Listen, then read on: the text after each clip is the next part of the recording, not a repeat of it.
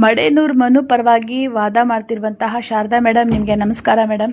ನಿಮ್ಮ ಹೇಳಿಕೆ ಏನಾಗಿತ್ತು? ದಿನಕ್ಕೆ ಒಂದ್ ಥರ ಹೇಳ್ತಾಳಿ ಹುಡುಗಿ, ತಲೆ ಕೆಟ್ಟಿರೋ ಥರ ಅನ್ನೋ ಥರ ನಿಮ್ಮ ಹೇಳಿಕೆ ಆಗಿತ್ತು ಮೇಡಮ್. ನಾನು ನೆನಪಿದ್ದೇನಾ ಮೇಡಮ್? ಈ ಕಳೆದ ಏಪ್ರಿಲ್ ಅಂದರೆ ಹೋದ ತಿಂಗಳು 19ನೇ ತಾರೀಕು ಇಡೀ ಸಿನಿಮಾದವರು ನನ್ನನ್ನು ಕರೆಸ್ತಾರೆ. ಸಿನಿಮಾದವರೆಲ್ಲ ಕರೆಸಿ ಅವ್ರ ಕೈಲಿ ನನ್ನನ್ನು ಕನ್ವಿನ್ಸ್ ಮಾಡೋಕ್ಕಾಗಲ್ಲ, ನಾನು ಕಂಪ್ಲೇಂಟ್ ಕೊಡಲೇಬೇಕು ಅಂತ ಫಿಕ್ಸ್ ಆಗಿರ್ತೀನಿ. ಆಗ ಎಕ್ಸ್ಟ್ರಾ ಫಿಟ್ಟಿಂಗ್ ಥರ ನಿಮ್ಮನ್ನು ಸಂಜೆ ಕರೆಸ್ತಾರೆ. ಆಗ ತಾವು ನನ್ನ ಜೊತೆ ಒಂದು ರೂಮ್ಗೆ ಕರೆದುಕೊಂಡು ಹೋಗಿ ಮಾತಾಡ್ತೀರಾ. ಫಸ್ಟ್ ಆಫ್ ಆಲ್ ನಿಮ್ಮದು ಟಾಕ್ ಏನು? ಒಂದು ಎಮೋಷನ್.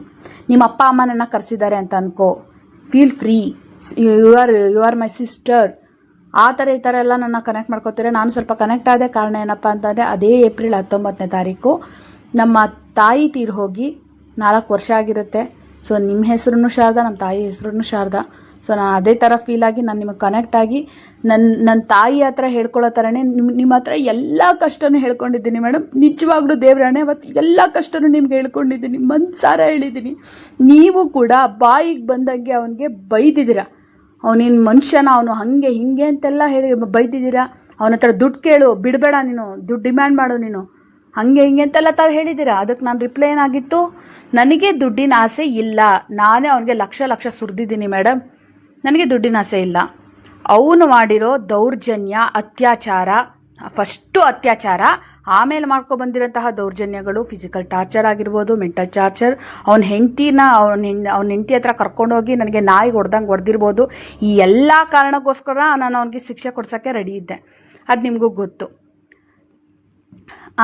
ಈ ಹೇಳಿಕೆಗಳನ್ನೆಲ್ಲ ನಾನು ರೆಕಾರ್ಡ್ ಮಾಡ್ಕೊಂಡಿದ್ದೆ. ಯಾಕಂತಂದರೆ ನನಗೆ ಮಡೇನೂರು ಮನು ಅವರೇ ನನಗೆ ಕಲಿಸಿದ ಪಾಠ ಏನಪ್ಪ ಅಂತಂದರೆ, ಇದೇ ಅಪ್ಪಣ್ಣವ್ರದ್ದು ಮುಂದೆ ನನಗೆ ಯೂಸ್ ಆಗುತ್ತೆ ಅನ್ನೋ ಕಾರಣಕ್ಕೋಸ್ಕರ ಬ್ರೇಕಪ್ ಮಾಡ್ಕೋಬೇಕಾದ್ರೆ ನೆಗೆಟಿವ್ ಆಗಿ ಪ್ರೋಟ್ರೆ ಮಾಡ್ಬೋದು, ಆ ಥರದೆಲ್ಲ ಅವರು ಥಿಂಕ್ ಮಾಡಿಬಿಟ್ಟು ವಿಡಿಯೋ ಮಾಡಿಸಿ ಅದನ್ನು ನನಗೆ ಇನ್ನೊಂದರಲ್ಲಿ ಕಾಲ್ ಮಾಡಿಸಿ ಅದನ್ನು ರೆಕಾರ್ಡ್ ಮಾಡ್ಕೊಂಡಿರ್ತಾರಲ್ಲ ಮೇಡಮ್, ಅದು ನನಗೆ ಪಾಠ ಆಗಿತ್ತು ಮೇಡಮ್.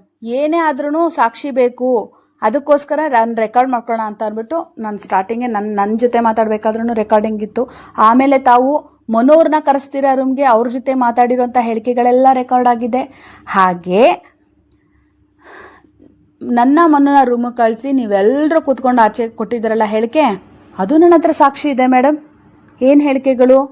ಇವಳು ಏನಾದರೂ ಅಕಸ್ಮಾತ್ ಕಂಪ್ಲೇಂಟ್ ಅಂತ ಹೋದರೆ ಅದನ್ನೇ ನಮ್ಮ ಸಿನಿಮಾಗೆ ಪಾಸಿಟಿವಿಟಿ ಮಾಡಿಕೊಂಡು ಇನ್ನು 10 ಲಕ್ಷ ಪ್ರಮೋಷನ್ಗೆ ಉಳಿಯುತ್ತಲ್ಲ ಅನ್ನೋ ಹೇಳಿಕೆಗಳು. ಹಾಗೆ ಇನ್ನು ಸಾಕಷ್ಟು ಹೇಳಿಕೆಗಳು ನನ್ನ ಹತ್ರ ಸಾಕ್ಷಿಯಾಗಿ ರೆಕಾರ್ಡಿಂಗ್ಸ್ ಇದೆ ಮೇಡಮ್. ಸೊ ಇಷ್ಟೆಲ್ಲ ನಿಮಗೆ ಗೊತ್ತು, ನನ್ನ ನೋವು ಗೊತ್ತು, ನನ್ನ ಸಂಕಟ ಗೊತ್ತು, ಎಲ್ಲ ಗೊತ್ತಿದ್ರು ತಾವು ಇವತ್ತು ಬಂದುಬಿಟ್ಟು ದಿನಕ್ಕೂ ನಾನು ಮಾತಾಡ್ತಾಳೆ ಅಂತ ಹೇಳ್ತಿರಲ್ಲ, ತಲೆಯಲ್ಲಿ ಏನಿಟ್ಕೊಂಡಿದ್ದೀರಾ ಮೇಡಮ್? ಅವತ್ತು ನೀವೆಲ್ಲ ಸಿನಿಮಾದವರು ಸೇರಿಕೊಂಡು ಮಡೇನೂರು ಮನು ಮುಖಾಂತರ ಒತ್ತಾಯ ಪೂರ್ವಕವಾಗಿ ನನ್ನ ಹತ್ರ ಆ ವಿಡಿಯೋ ಮಾಡಿಸ್ಕೊಂಡಿರ್ತೀರಾ. ನಾನು ಸತ್ರು ನಾನೇ ಕಾರಣ, ಲಾಯರ್ ಬಂದ್ಬಿಟ್ಟು ಕಾಂಪ್ರಮೈಸ್ ಮಾಡಿದ್ರು, ಮತ್ತು ಕುಲದಲ್ಲಿ ಕೀಳಿಯೋದು ಸಿನಿಮಾಗೆ ಒಳ್ಳೇದಾಗಲಿ ಅಂತ ನೀವು ಎಲ್ಲರೂ ಒತ್ತಾಯ ಪೂರ್ವಕವಾಗಿ ನನ್ನ ಹತ್ರ ವಿಡಿಯೋ ಮಾಡಿಸ್ಕೊಂಡಿರೋದು ನಿಮ್ಗೆಲ್ರಿಗೂ ಗೊತ್ತಿದೆ. ಇವಾಗ ಬಂದ್ಬಿಟ್ಟು ಗೊತ್ತಿಲ್ಲದೆ ಇದ್ದವ್ರ ಥರ ಮಾತಾಡ್ತಿರಲ್ಲ. ದಿನಕ್ಕೆ ಯಾರು ಏನು ಹೇಳ್ಕೆ ನಿಮ್ಮ ತಲೆ ಇಲ್ವಾ ಮೇಡಮ್? ಕಾನೂನು ಗೊತ್ತಾಗಲ್ವಾ ಮೇಡಮ್ ನಿಮಗೆ?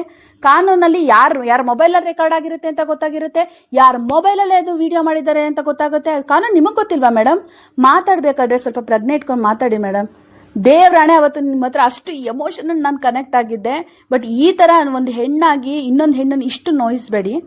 ನನ್ನ ಹತ್ರ ಎಲ್ಲ ಸಾಕ್ಷಿ ಇದೆ ಮೇಡಮ್. ಆದಷ್ಟು ಬೇಗ ನಿಮ್ಮ ಹತ್ರ ಸಾಕ್ಷಿ ಸಮೇತ ನಾನು ಸಿಗ್ತೀನಿ ಮೇಡಮ್. Thank you.